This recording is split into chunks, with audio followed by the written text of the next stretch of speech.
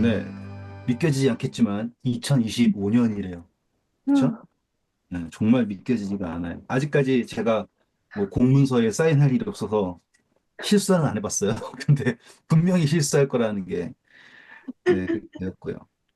자, 그래서 저희는 이제 이 엘리사 아시겠죠? 엘리사 엘리사의 이적들을 이제 쭉 훑어 나갈 거예요. 그런데 여기 이제 제가 시작하기 전에 설명해 드리고 싶은 게 하나 있는 게 엘리야, 엘리사. 지금 엘리야의 이적과 엘리사의 이적에 큰 차이가 있어요. 엘리야는 일단은 이적하는 거가 불 내리는 거, 비 내리는 거, 뭐 죽은 아이 살리는 거, 그렇죠? 그리고 다시 또 불 내리는 거 이런 거예요. 그런데 이 이적을 가만히 보시면 항상 중심에는 누가 있냐면 엘리야가 있어요. 그래서 엘리야가 뭘 해요? 그런데 엘리사는 달라요. 엘리사에서 이적이 나오잖아요. 그러면 엘리사는 엘리사가 중심이 돼서 이적을 행하는 게 아니라 항상 어떤 관계가 있어요. 특별히 제자 혹은 뭐 사환 이런 식으로 그 관계가 있어요. 그래서 이 엘리야에게는 어떤 느낌이냐면 불 내리고 비 오고 뭐 하늘에서 불 내어 죽고 살리고 막 이렇게 했을 때 그 깨닫는 대상이 누구인가 혹은 이런 걸 생각해 보잖아요. 그러면 요 이야기에서는 항상 하나님이 증명이 되는 것, 하나님의 존재 이런 쪽이에요. 갈멜산에서 비 내리고 뭐불 내리고 또 내가 정말 하나님의 사람이면 불 내릴 거고 이런 쪽이에요. 반면 엘리사는 이런 막 큰 의미에서 하나님을 증명하거나 나타내거나 이런 이적이 아니에요. 대신 이적이 되게 세부적으로 나열되어 있으면서 동시에 이런 관계들이 부각이 돼요. 여기까지 설명 이해하셨어요? 네. 그런데 잘 보시면 엘리야의 제자가 누굽니까? 엘리사. 엘리사예요. 그리고 엘리사를 사람들이 뭐라고 불렀냐면 물 떠주는 사람이었다라고 표현하죠. 엘리사가 엘리야의 시종이었다라고 하잖아요. 그러면은 엘리사에게도 제자들이 많을 거 아니에요. 그래서 그 제자들 뭐라고 하냐면 선지자의 제자들이다라고 표현을 해요. 그런데 그 중에서 가장 최측근이 있겠죠. 그 최측근이 누구냐면 오늘 우리가 나중에 공부할 게하시예요. 그래서 선지자 중에서 가장 가까이에 있는 사람, 제자들 중에서. 그러면은 게하시는 어떤 존재인가 생각하셔야 되는 게 엘리사가 물러나게 되면 그것을 물려받아야 될, 겉옷을 받아야 될 사람이 게하시였다라는 정도까지 생각을 하셔야지 오늘 이야기가 이해가 돼요. 그래서 다른 선지자의 제자들에 대해서는 이름이 안 나와요. 그래서 한 선지자 제자 뭐 이런 식으로 나와요. 그런데 게하시는 이름이 여러 번 나옵니다.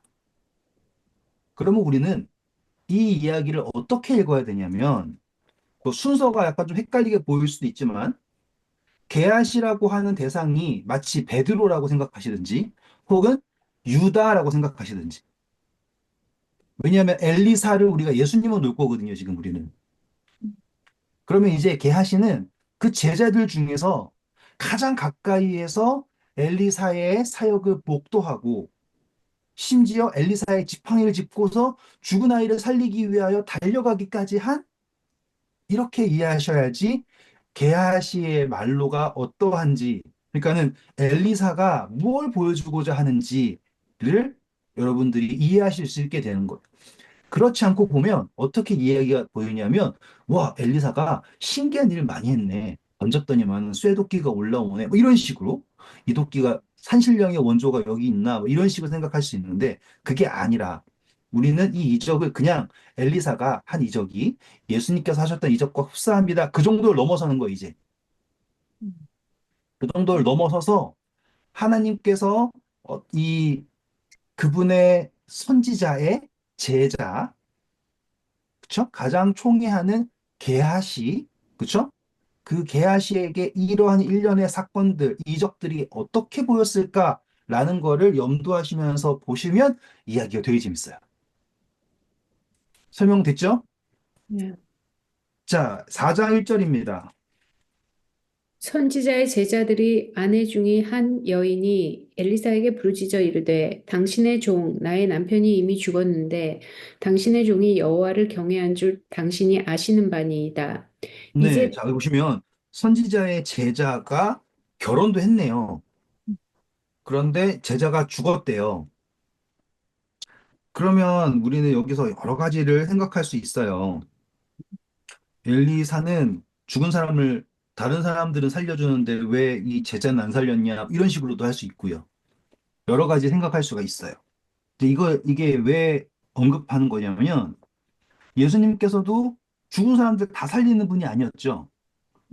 살리는 사람은 어떠한 목적이 분명한 그럴 때 살리셨어요. 근데 여기에는 이 선지자의 제자, 그러니까는 이 사람은 엘리야 때부터 제자일 수도 있고 엘리사의 제자일 수도 있고 중요한 것은 이 죽었다라는 것을 말할 때 장소가 북방 이스라엘이에요. 그러면 하나님을 섬기는 것보다 당연히 바알 섬기거나 혹은 이상할 수 있겠죠. 근데 이때 당시가 누가 왕일 때예요? 라고 하면 우리 그 전에 전쟁 나왔을 때 이스라엘하고 전쟁할 때 여호사밧이랑 누구랑 같이 싸웠어요?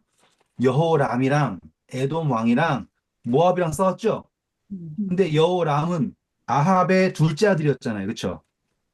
대신 바알을 섬기지 않았지만 하나님을 조금 애매하게 섬겼죠. 여로보암처럼. 그랬기 때문에 이 이스라엘도 하나님을 믿는 사람들이 유지됐지만 그들의 믿음이 온전하지는 않았어요.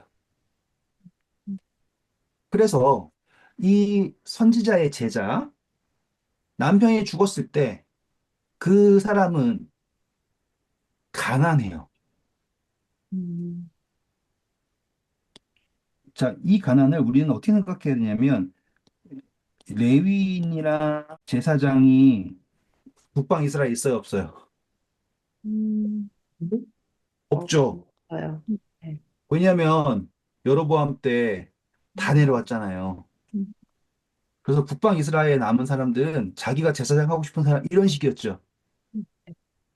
그런데 지금 어떤 영적 부흥을 일으키는 그런 운동을 지금 엘리사가 하고 있는 거 아닙니까? 그래서 제자들을 키우고 있다라는 것은 그 제자들은 이제 이 역할을 하려고 하는 사람들인 거예요. 이해되셨죠?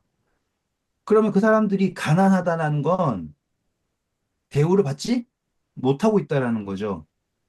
그리고 그 사람이 분명히 여호와를 경외한다라는 것을 여기 아내가 말하잖아요. 그렇죠? 네. 그랬는데 이 남편이 죽자 그 채무자들이 와가지고는 뭐라고, 채권자들이 와가지고 뭐라 그래요? 종을 애들을 종을 삼겠다라고 얘기해요. 오, 이거 선동적이지 않죠. 그렇죠? 음. 예. 그 사람을 이제 빚을 못 갚아가지고 갚을 만큼 일하게 하는 것과 달리 지금 마치 연좌제처럼 아버지가 갚지 못한 것을 그 자녀에게 넘겨서 그 자녀들을 종으로 삼겠다라고 하는 문화. 근데 그 대상이 누구냐면 하나님을 섬기는 역할을 하는, 그걸 가르쳐 준 역할을 하는 선지자의 제자한테. 음. 그럼 참 못된 일이죠. 그렇죠? 네. 음. 그러면 2절 읽어볼까요? 엘리사가 그에게 이르되 내가 너를 위하여 어떻게 하랴 내 집에 무엇이 있는지 내게 말하라. 그가 이르되 계집종의 집에 기름 한 그릇 외에는 아무것도 없나이다 하니. 네. 자, 그러면 이제 이 여자가 이야기하는 거는 빚을 갚아주세요라는 걸 얘기하고 싶었을까? 아니면 막아주세요라고 얘기하고 싶었을까? 지금 생각해 보실 수 있겠죠. 네. 근데 나중에 이 엘리사가 어떤 사람인지, 어떤 지위에 있는 사람인지를 알려면, 4장 중간에 가서 13절 읽어보세요. 엘리사가 자기 사환에게 이르되 너는 그에게 이르라 내가 이같이 우리를 위하여 세심한 배려를 하는도다. 내가 너를 위하여 무엇을 하랴?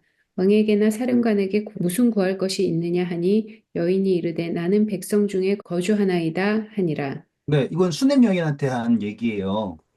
음, 나중에 또 하겠지만, 백성 중에 거한다라는 것은 제가 받을 은혜를 다 받았습니다라는 표현이고요.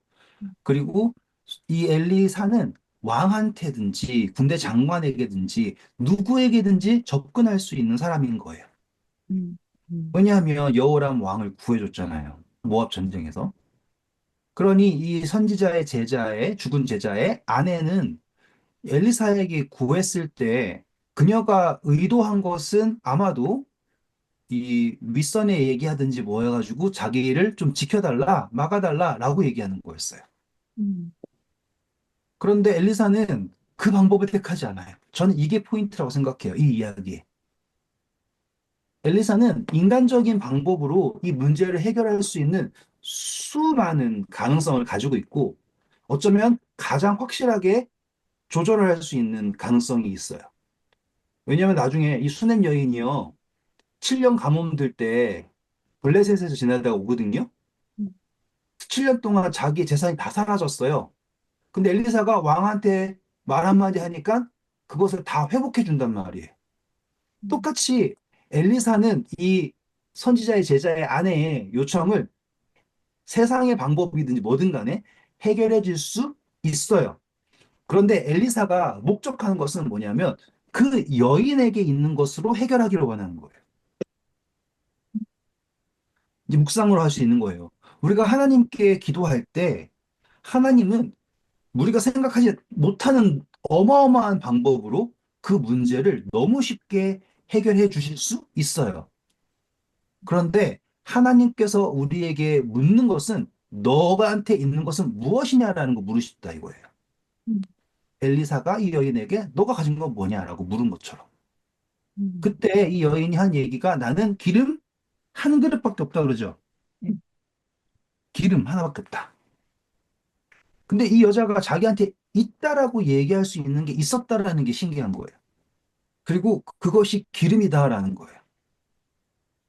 마치 엘리야가 사르밧 과부한테 갔을 때 기름이랑 밀가루랑 이렇게 있었다라고 얘기한 것처럼 이 여인에게도 남은 게 지금 기름 한 그릇 남아 있다라고 얘기했어요. 그랬을 때 엘리야가 에이 그거 가지고 뭐 해라고 하지 않고 그녀에게 이 기름을 통해서 그녀가 가진 것을 통해서 문제를 해결할 수 있는 방법을 주는데 거기에 들어가는 조건이 뭐냐면 순종인 거예요. 어떻게를 제대로 설명해 주지 않아요. 음, 순종은 뭐냐면 자, 일단은 좋아. 그러면 너는 지금 밖으로 나가서 모든 이웃에게 기름을 빌려라. 그릇을 빌려라. 그런데 조금 빌리지 말고 최대한 많이 빌려라 라고 얘기합니다. 이 여자는요, 지금 빚쟁이들 때문에 힘들어요. 더 이상 빚지고 싶을까요? 음, 그런데 이 여자가 그릇을 빌리는 건 쉬울까요? 음, 음, 그 당시는 더 좁은 세상일 거 아닙니까? 음, 이웃들이 그 여자 처지 다 알 거 아니에요. 음, 그러니까 이 여자가 다시 새롭게 빚을 진다라는 거는 어려운 일이에요. 음. 그리고 막 그릇을 막 빌리고 다니잖아요? 그러면 소문 나겠죠. 담을 것도 없는데. 예? 자, 그러면 이제 문 닫으라는 이야기도 이해되실 거예요, 이제부터. 지금 이 그릇을 빌리는 게 이제 묵상의 이제 결과는 그거예요. 우리가 그릇이죠, 우리가. 우리가 가지고 있는 것은 우리의 그릇 안에 성령이라고 하는 기름, 우리한테 있는 것밖에 없어요. 이웃들에게는 빈 그릇을 가져오죠. 거기에는 영이 없는 거예요. 그래서 우리가 그 그릇을 빌린다라는 것은 전도라고 생각할 수 있는 거고요. 그리고 그 그릇을 빌린다라는 것 자체가 쉽지 않아요. 왜냐하면 이 여자는 빚쟁이니까. 아니야, 빚을 졌으니까. 하지만 자기의 두 아들을 지키기 위해서는 그릇을 빌려야 하는 거예요. 빈 그릇을 빌려야 하는 거예요. 가득 찬 그릇이 아니에요. 빈 그릇을 빌려야 된다라는 거예요. 전도도 똑같아요. 뭔가 가득 찬 인간들을 설득해가지고 데리고 오는 게 아닌 거예요. 갈급한 영혼을 찾고 찾아오는 거죠. 그래서 이 여인은 빈 그릇을 찾아다니는 거예요. 저는 그렇게 생각을 해요. 우리가 항상 자부심 느끼는 전도는 뭔가 대단한 사람들을 전도하는 걸 자부심 느끼는데 그게 아니라 전도는 빈 그릇을 찾는 것이고 그랬을 때 이제 이 여인이 두 아들을 위해서 그러죠. 음, 마치 이 상황은 어떤 상황과 똑같냐면 남방 유다, 북방 이스라엘 이런 느낌인 거예요. 지금 이 시점이 어떤 시점이냐? 두 왕국이 완전히 다 타락해가는 시점이거든요. 음, 나중에 예후가 기름 부음 받고 아달랴가 여왕이 될 때까지 그냥 북방 이스라엘, 남방 유다 싹 다 죽여버려. 아합의 씨를 다 죽여버리잖아요. 그러니까 이 두 아들이 세상의 종이 돼버릴 수밖에 없는 상태인 거예요. 그러니까 요 시점 자체가 그 과부에게 있어서 그 두 아들을 살리기 위해서 해야 하는 것, 최대한 많은 빈 그릇을 빌려서 거기에 기름을 채워야 되는 것, 똑같이 이 시점에 하나님의 왕국 그 두 아들이 몰락의 길을 가고 있는 것, 이게 이렇게 맞아가는 느낌으로 보시면 이 간절한 거죠. 그래서 이 아들들에게 계속 빈 그릇을 가져오라고 시켰어요. 그래가지고 빈 그릇 가져왔을 때 문을 닫는 이유는 그릇을 많이 가져온 사람들이 궁금해 하겠죠. 음, 그러면 사람들이 보는 앞에서 막 기름이 막 늘어나요. 음, 그러면 어떤 일이 생길지 뻔히 보이시죠. 음, 예. 그러니까 문을 닫는다라는 것을 그런 식으로 생각할 수도 있고요. 또 이제 우리가 성경을 공부하면서 항상 이제 갈등이 되는 게 은혜의 시기라 그러죠. 음, 은혜의 시기. 더 이상 빌리려고 해도 빌릴 수 없을 때까지 빌려라 하잖아요. 그러니까 전도라고 하는 것, 은혜의 기간은 할 수 있는 끝까지를 다 하시고 문이 닫아졌다. 다시 말하면 동네에 더 이상 빈 그릇이 없다. 혹은 빈 그릇이 있어도 주려고 하는 사람이 없다라는 게 너무나 분명해질 때 그때 문이 닫혔다. 노아의 방주가 닫혔다. 혼인잔치의 문이 닫혔다. 이렇게 적용이 되는 거예요. 달라지는 거는 그 빈 그릇들이 달라지는 순간은 언제냐면 문이 닫힌 후에요. 음, 위치가 달라진 거예요, 이제. 다른 데 있다가 약속이 있는 곳에 온 거예요. 그리고 닫힌 후에 거기에 기름이 부어집니다. 근데 그 기름은 다른 기름이 아니라 한 그릇에서 나온 그릇. 그것은 예수 그리스도겠죠. 음, 예수 그리스도로부터 나온 성령. 그래서 예수님이 내 이름으로 보낼 보혜사 성령 이렇게 나오는 거예요. 음, 그 역할을 누가 하고 있냐면 이 과부가 하고 있다. 똑같이 하나님의 성령 가는 걸 누가 하고 있냐? 우리가 하고 있다. 이런 식으로 이야기가 딱 되는 겁니다. 짧은 이적이지만 보이죠? 표상이. 근데 이걸 엘리사가 하지 않고요. 엘리사가 명령을 하고 그것을 거기 있는 사람들이 순종을 했을 때 드러나는 거예요. 신기하죠? 음, 하늘에서 불 내려온다와 달라요. 이게 저는 어떤 식으로 생각을 하냐면 누가 더 대단한가 이런 식으로 생각할 수도 있어요. 어떤 게 더 어려운가 이렇게 할 수도 있다고요. 하늘에서 불 내려오는 게 어려워요. 아니면 기름이 마르지 않는 게 어려워요. 이런 식으로. 근데 그게 아니라 이 엘리사의 사역을 가만히 보시면 큰 일이든 작은 일이든 그 관계 속에서 하나님이 드러나는 것을 여기에 기록하고 있다 이 말이죠. 전 그게 아주 중요하다 생각해요. 마치 예수님께서 우리의 삶 가운데 오셔서 이적하셨잖아요. 그쵸? 떡 5개, 물고기 2마리. 하늘에 우주 창조, 내가 새로운 은하계를 창조해 볼게. 이게 아니라 음, 떡 5개, 물고기 2마리. 뭐 이런 걸 보이시는 이유가 무엇인가? 라고 했을 때 엘리사의 이적과 예수님의 이적이 평행하게 딱 가는 이유, 맞아가는 이유가 이런 것들에 있다. 보셔야지 됩니다. 그래서 7절 읽어볼까요? 6절, 7절. 그릇에 다 찬지라 여인이 아들에게 이르되 또 그릇을 내게로 가져오라 하니 아들이 이르되 다른 그릇이 없나이다 하니 기름이 곧 그쳤더라. 그 여인이 하나님의 사람에게 나아가서 말하니 그가 이르되 너는 가서 기름을 팔아 빚을 갚고 남은 것으로 너와 내 2 아들이 생활하라 하였더라. 감사합니다. 자, 그래서 빚을 갚는다. 죄값을 치른다. 무엇으로 치른다? 기름으로 치른다. 그리고 앞으로의 삶도 그 기름으로 산다. 그러면은 뭐 완벽하죠. 음, 짧은 이야기지만 완벽한 표상이 드러나게 된 겁니다. 자, 여기서 우리가 또 이제 집중해야 될 게 있어요. 그게 바로 엘리사를 뭐라고 호칭했는가라고 하는 거예요. 7절 보세요. 7절 뭐라고 호칭했어요? 하나님의 사람. 네, 하나님의 사람이라고 호칭을 합니다. 하나님의 사람. 자, 우리 엘리야가 불 내리고 할 때 그때 내가 정말 하나님의 사람이면 이렇게 했죠. 네. 네. 그러면 이제 이 4장에서 엘리사를 계속 어떻게 호칭하는가? 9절 보세요. 거기도 하나님의 거룩한 사람. 그리고 앞으로 계속 엘리사를 뭐 25절 보시면 하나님의 사람이라고 표현하죠. 보이시나요? 네. 네. 하나님의 사람이라고 계속 강조하고 있어요. 음, 이러한 표현을 보실 때 여러분들은 뭘 생각하셔야 되냐면, 뭐 그런 관용적인 표현이 있을 수 있지. 이렇게.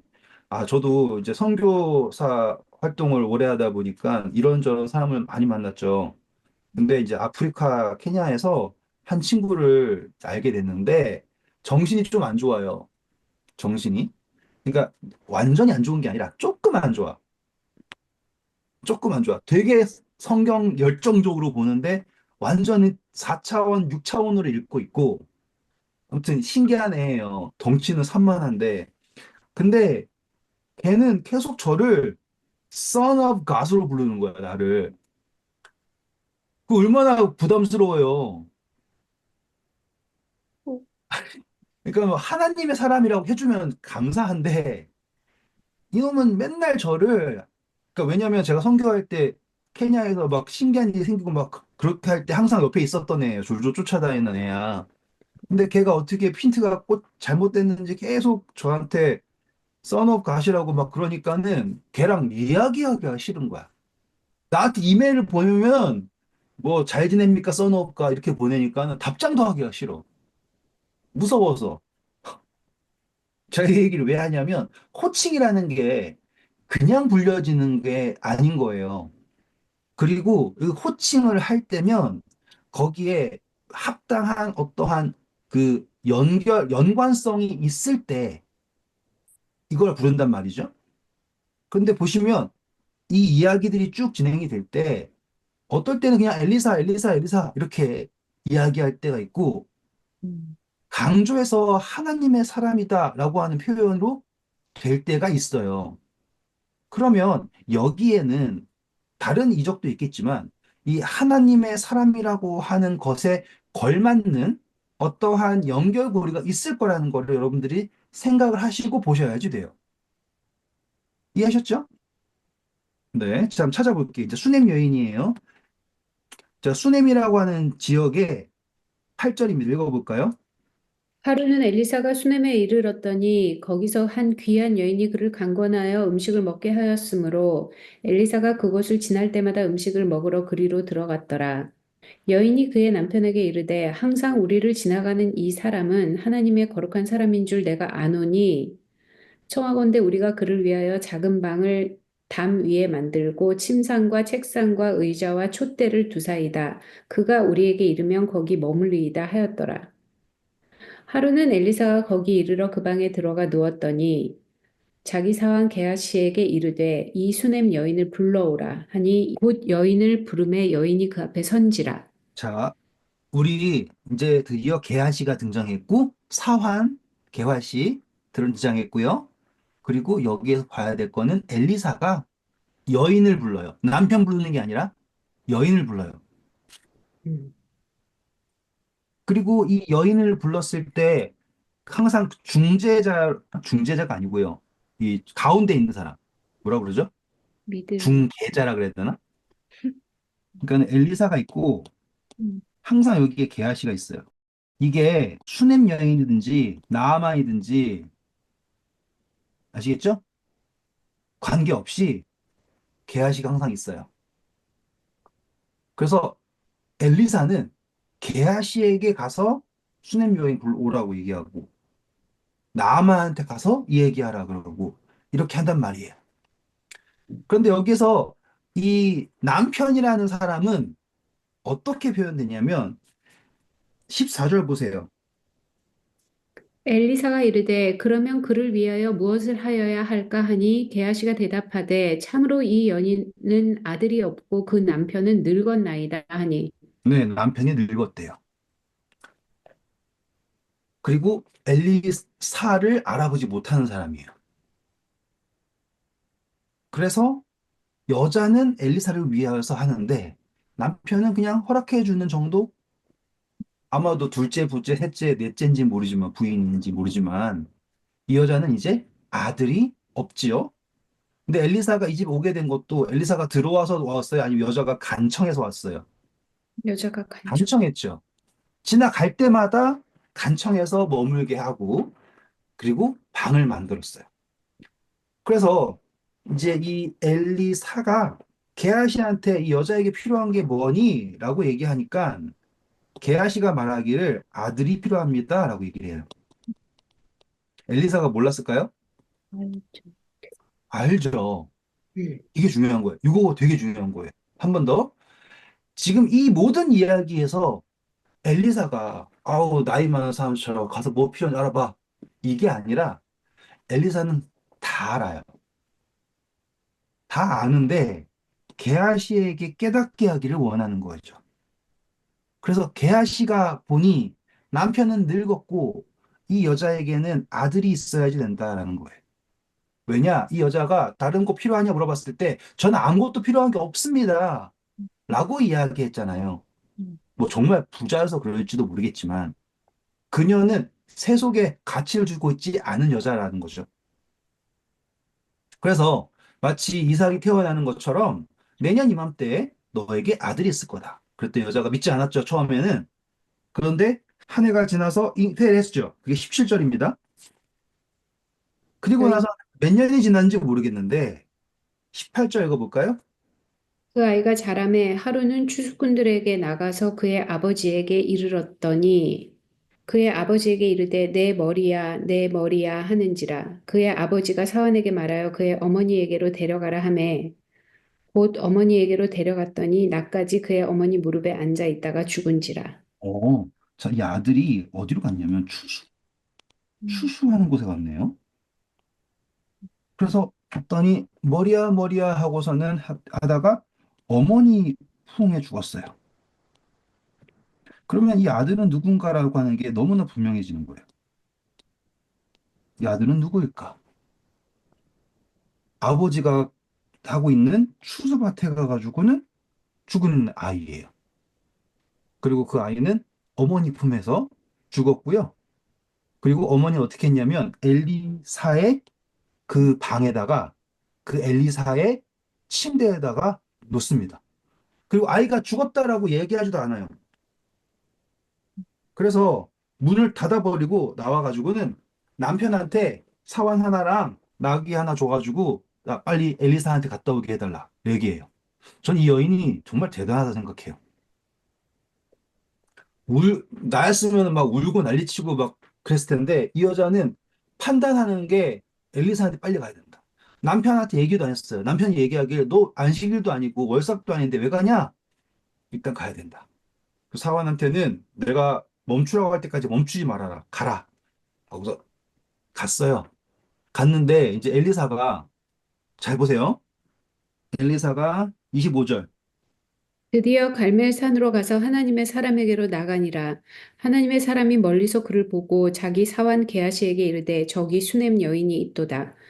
너는 달려가서 그를 맞아 이르기를 너는 평안하냐 내 남편이 평안하냐 아이가 평안하냐 하라 하였더니 여인이 대답하되 평안하다 하고 와, 저는 이게 너무 신기해요. 음. 분명히 저였으면 평화는 무슨 하면서 막 날쳤을 거 아니에요. 그쵸? 그런데 이 여자는 아이가 평안하냐라고 얘기했을 때 평안합니다라고 얘기했어요. 음. 놀랍지 않아요? 네. 이 여자의 믿음 음. 최고 아닙니까? 음. 그러니까는 이 여자가 그 수넴에서 갈멜산까지 간다. 이거는 뭐 보통 이야기가 아니에요. 되게 멀어요. 거의 어느 정도라 생각해야 되냐면은 제가 지도를 대강 한번 그려볼게요. 이런 느낌이에요. 우리가 늘 하는 이거잖아요. 이렇게. 그쵸? 수nem이 한 이쯤에 있어요. 갈멜은 한 이쯤에 있어요. 여기가 바다고. 그리고 이 산길을 간 거예요. 여기가 산이에요. 산지. 근데 이게 믿음으로 그런 거예요? 그쵸. 저는 이거를 이제 그걸 믿음으로 얘기하고 있는 거예요, 지금. 근데 나중에 이렇게 뭐 내가 언제 아들을 달라 그랬어요? 막 또 이러잖아요. 근데 이게 잘 보세요. 우리도 기도할 때 똑같아요. 음. 하나님한테 구할 때 결국에 우리도 똑같아요. 근데 대신 이 여자는 사람들 앞에서 울고 있지 않았어요. 음. 엘리사한테 가서 거기까지 갈 때까지 평안합니다까지 얘기했잖아요. 그쵸? 그리고 이제 잘 보세요. 하나님이 엘리사에게 뭐라고 얘기했냐면 27절 볼까요? 산에 이르러 하나님의 사람에게 나가서 그 발을 아는지라 게하시가 가까이 와서 그를 물리치고자 하매 하나님의 사람이 이르되 가만두라 그의 영혼이 괴로워하지만은 여호와께서 내게 숨기시고 이르지 아니하셨도다 하니라. 지금 어떤 여자가 엘리사를 붙잡았는데 누군가 떼놓으려고 그런다. 예수님도 똑같은 일 겪지 않았어요? 먹달라 마리아가 예수님 잡으려고 그러니까. 발 씻으니까. 혹은 혈루병 걸린 여자가 잡았더니. 이런 식으로 할 때. 항상 열심히 떼놓는 친구 누구예요? 유다죠. 여기도 지금 게하시가 이렇게 하고 있죠. 근데 예수님이 가만히 돌아오라고 한 것처럼 여기도 지금 가만히 돌아라고 얘기를 해요. 그리고 이 여자의 아픔에 대해서 이제 들어보니 아들이 죽었대요. 그러면 이 아들이 죽었다라는 사실을 안 엘리사는 어떻게 할 수 있을까요? 라고 하면은 예수님처럼 아니다. 네 아들은 자는 거다라고 할 수 있겠죠. 뭐 여러 가지 이야기 할 수 있을 거예요. 근데 엘리사의 선택이 뭐냐면 29절. 엘리사가 게하시게 이르되 내 허리를 묶고 내 지팡이를 손에 들고 가라. 사람을 만나거든 인사하지 말며 사람이 내게 인사할지라도 대답하지 말고 내 지팡이를 그 아이의 얼굴에 놓으라 하는지라. 오, 그래서 이 아들의 죽음에 대해서 엘리사가 게하시에게 지팡이를 줍니다. 여러분, 성경에서 지팡이가 말하는 것은 권능. 재밌죠?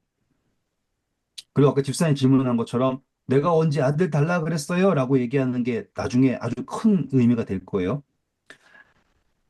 이 개야식 지팡이 주고서 한 얘기가 그 어떤 사람하고도 말 섞지 말고 목적을 가지고 그 아이에게 가라라고 얘기를 해요. 누가 인사하면은 인사하지도 말고 너도 인사하면 안 되고 가서 이 지팡이를 어디다가 두라 그래요? 다음 읽어볼까요? 내 지팡이를 그 아이 얼굴에 놓으라 하는지. 그렇죠. 지팡이를 아이의 얼굴 옆에 둬라라고 얘기를 해요. 그러면은 지팡이를 아이의 얼굴. 그러면은 게하시에게 이 지팡이를 아이의 얼굴에 두어라. 얘기를 하고 있어요. 근데 이제 여인이 무조건 같이 가야 됩니다. 같이 가야 됩니다. 마치 자기는 엘리사가 가지 않으면 움직이지도 않겠다 이런 식으로. 근데 누가 먼저 갔어요, 지금? 엘리- 게하시가 먼저 갔죠. 네. 엘리사가 의도한 건 뭘까요? 케아 씨가 먼저 가는. 그 엘리사가 의도한 거는 게하시가 믿음으로 가서 지팡이를 놓았을 때 이 아이가 사는 걸 원하는 거예요. 네. 엘리사가 원하는 건. 음. 음, 지금 죽은 아이가 산다라고 하는 거는 일단 엘리야가 한번 했어요. 그쵸? 음. 사르밧 과부 여인을 살렸잖아요. 음. 엘리야의 이 제자였던 엘리사가 그 이야기를 당연히 알겠죠. 음. 그리고 충분히 이것에 대해서 대처할 수 있는 믿음이 있는 사람이에요. 엘리사는. 그런데 엘리사는 굳이 게하시에게 이걸 주고요. 야, 애가 죽었다는데 빨리 가서 살려야 되니까 뛰어가서 이거 넘어서서 왜냐면은 예수님도 너의 믿음을 더하기 위해서 그쵸? 내가 거기 있지 않은 것을 다행이라 생각한다. 하고서 사흘, 나흘 기다렸다 가시지 않습니까? 그래서 이제 썩을 때 가서 살리시잖아요. 그러니까는 빨리 살리는 게 중요한 게 아닌 거예요. 그러니까 이제 게하시한테 빨리 가라고 하는 거는 지금 게하시에게 다른 데에 신경 쓰지 말고 이 아이 얼굴 옆에 하나님의 임재, 능력의 임재를 놔라. 그래서 그것을 통하여서 하나님께서 역사하신 것을 경험해라라고 한 거라고요. 음. 그런데 게하시는 그것을 경험합니까? 못합니까? 못하는 거예요. 지금 여기서 엘리사가 게하시를 얼마나 사랑하는지를 보셔야지 되고요. 음. 그리고 이 이야기 속에서 게하시가 목도해야 될 것. 왜냐하면 그 아들은 그 여인이 구했어요. 누가 구했어요? 게하시가. 게하시가 구했죠. 음. 여인이 달라고 한 게 아니에요. 음. 게하시가 달라고 그랬어요. 게하시가 줘야 된다. 근데 게하시가 만약에 이 아이가 살아야 된다라는 것이 간절했다면 지금 여기에서 게하시에는 간절함이라는 게 없어요. 음. 그러니까 엘리사가 원하는 건 그거예요. 자, 음. 그리고 또 우리 임마누엘에 대해서 이야기해 볼까요? 자, 뭐든지 구해라. 내가 징조를 줄게. 라고 얘기하니까는 징조 구하지 않습니다. 라고 하면서 하나님께 주신 게 처녀가 잉태하여 아들을 낳으리니 임마누엘이라 해라라고 하죠. 음. 지금 이 죽었다 살아난 아들 있죠? 음. 이 아들은요, 완벽한 예수님의 표상이에요. 음. 왜냐? 늙은 남편, 아들이 없는 여자. 이 여자는 자기에게 주어진 게 아무것도 없어요. 왜냐면 남편 죽잖아요? 그러면 이 여자에게 남겨줄 수 있는 거는 거의 없다고 보면 돼요. 왜냐면 상속재산은 아들한테 가니까. 음. 그리고 이 여자가 죽으면 이건 다시 또 끝나는 거잖아요. 그래서 이 여자에겐 희망이 없는데 구하지도 않은 아들이 생깁니다. 그런데 그 아들이 어디서 죽어요? 아버지의 추수밭에서 머리야 머리야 하고서는 죽게 돼요. 근데 그 아이의 죽음이 누구의 죽음에 어머니 안에서 죽었죠. 음. 그래서 그 어머니가 이 아들을 살리기 위해서요. 자, 이제 보세요, 이제. 아들이 그냥 뿅 살아난 게 아니라 아들을 살려달라고 구하죠. 오, 예수님이 오셨어요. 여러분이 구해서 오셨어요? 아니요. 오셨죠? 음. 근데 예수님이 죽었대요. 음. 그분의 부활은 우리에게는 어떤 식의 부활이냐 이거예요. 아, 나는 예수님 부활하는 거 원하지도 않았는데 참 능력도 좋으셔라. 돌아가시고 나서 3일 있다가 정확하게 3일도 아니고 예? 그 애매한 시간 하고서 살아나셨으니까 감사합니다. 이게 아니라 예수님의 부활은 이 여인의 간절함과 같은 구함으로써 얻은 아들인 거예요. 이제 첫 번째 그냥 아들 얻었을 때는 생긴 거지만 지금 죽었다가 살아난 아들은 자기의 모든 걸 걸고 간절히 구해서 살린 아들. 그래서 나중에 7년 가뭄이 들어요. 그래가지고 나갔죠. 근데 거기 보면 남편에 대한 언급이 아예 안 나와요. 왜냐하면 기업을 물은다라고 했을 때 남편이 살아있으면 그 남편의 명의로 기업을 물러야 돼요.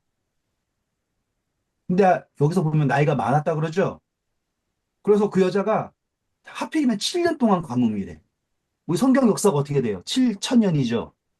그래서 블레셋에 있다가 돌아왔을 때 기업이 회복되는 것은 그 아들, 죽었다 살아난 아들 때문에 회복되는 거예요. 예수 음, 그리스도 때문에. 그래서 이 8장 보셔서 1절부터 4절까지 읽어볼까요? 엘리사가 이전에 아들을 다시 살려준 여인에게 이르되 너는 일어나서 내 가족과 함께 거주할 만한 곳으로 가서 거주하라. 여호와께서 기근을 부르셨으니 그대로 이 땅에 7년 동안 임하리라 하니 여인이 일어나서 하나님의 사람의 말대로 행하여 그의 가족과 함께 가서 블레셋 사람들의 땅에 7년을 우거하다가 7년이 다함에 여인이 블레셋 사람들의 땅에서 돌아와 자기 집과 전토를 위하여 호소하려 왕에게 나갔더라. 그때 왕이 하나님의 사람의 사환 게하시와 서로 말하며 이르되 너는 엘리사가 행한 모든 큰 일을 내게 설명하라 하니 자, 이름 뭐라 했다고요? 호칭을 하나님의 사랑. 그리고 여기에서의 중재도 누가 하고 있어요, 지금? 게하시. 음, 그래서 이 게하시가 증거하기를 이 여자는 정말로 죽었다 살아난 아이의 아들이 있는 엄마입니다. 그쵸? 그 다음 줄 읽어볼까요? 게하시가 곧 엘리사가 죽은 자를 다시 살린 일을 왕에게 이야기할 때 그 다시 살린 아이의 어머니가 자기 집과 전토를 위하여 왕에게 호소하는지라 게하시가 이르되 내 주 왕이여 이는 그 여인이요 저는 그의 아들이니 곧 엘리사가 다시 살린 자니이다 하니라. 왕이 그 여인에게 물음에 여인이 설명한지라 왕이 그를 위하여 한 관리를 임명하여 이르되 이 여인에게 속한 모든 것과 이 땅에서 떠날 때부터 이제까지 그의 밭의 소출을 다 돌려주라 하였더라. 그렇죠. 온전한 회복. 그래서 우리는 예수 그리스도를 통하여 우리가 구하지 않았지만 얻은 아들, 음, 하지만 너무나 간절하게 구한 아들, 다시 얻은 아들. 그 아들 때문에 우리가 잃었던 7년 동안 잃었던 모든 소출을 온전하게 회복한다. 이게 성경 역사의 끝이에요. 그러니까 딱 정리가 되셨죠. 자, 그래서 이제 지팡이를 놨을 때 게하시가 경험했어야 되는데 못했어요. 엘리사가 갔어요. 엘리사가 한 행동. 33절, 32절, 33절. 엘리사가 집에 들어가 보니 아이가 죽었는데 자기의 침상에 눕혔는지라. 들어가서는 문을 닫으니 두 사람뿐이라. 엘리사가 여호와께 기도하고 아이 위에 그렇죠. 자, 이 아이가 있는데 아이가 어디 위에 누워 있어요? 엘리사의 침대에 누워 있어요. 엘리사 그리고 아이 일치시키는 거 이제. 음, 그래서 이 아이는 엘리사다. 이 아이는 엘리사다. 라고 하는 이야기인 거예요. 지팡이를 놓은 정도가 아니에요, 이제. 지팡이라고 하는 것은 우리 아론의 쌍난 지팡이가 아론을 대변하는 거였잖아요. 엘리사의 지팡이 역시 엘리사의 지팡이가 아이의 머리 위에 옆에 있다. 얼굴 옆에 있다. 그러면은 이 지팡이랑 이 아이랑 일치시키는 거예요, 지금. 근데 이제는 그것을 넘어서서 그 엘리사의 침대 위에 있는 아이의 눈, 코, 입, 손, 이거를 어떻게 나와요? 34절부터 볼까요? 아이 위에 올라 엎드려 자기 입을 그의 입에, 자기 눈을 그의 눈에, 자기 손을 그의 손에 대고 그의 몸에 엎드리니 아이의 살이 차차 따뜻하더라. 아, 이게 곧바로 살아나는 게 아니라 점점 살아나는 거네요. 음, 그러니까는 나 살아야 나와라 이런 느낌이 아니라 계속 엘리야와 아이랑 점점 일치되고 하는데 점점 따뜻해져 와요. 그 다음 절. 엘리사가 내려서 집 안에서 한 번 이리저리 다니고 다시 아이 위에 올라 엎드리니 아이가 7번 재채기 하고 눈을 뜨는지라. 아, 그러니까는 이 아이가 재채기 7번. 어떻게 해야 될까? 어떻게 하는 게 일곱 번 한 재채기일까? 생각해 보실 수 있을까요? 거기까지만 하고 끝낼게요. 애취, 애취, 그냥 애취. 이러면서. 근데 그거 셌을까? 아, 그냥 완전하게, 그렇죠. 완전한 숨. 음, 음, 완전한 숨을 갖게 되었다. 이렇게 생각하시는 게 온전하게 그러니까 이해가 되는 거죠. 음, 그러니까 지금 이 이야기에서 죽었다 살아난 아이는 누구인가? 표상이 예수 그리스도다. 근데 이 아이는 그냥 죽었다 살아난 정도이지만 그 살아남은 온전한 일치가 되었다. 엘리사와 온전한 일치가 되어서 살아났다라는 거예요.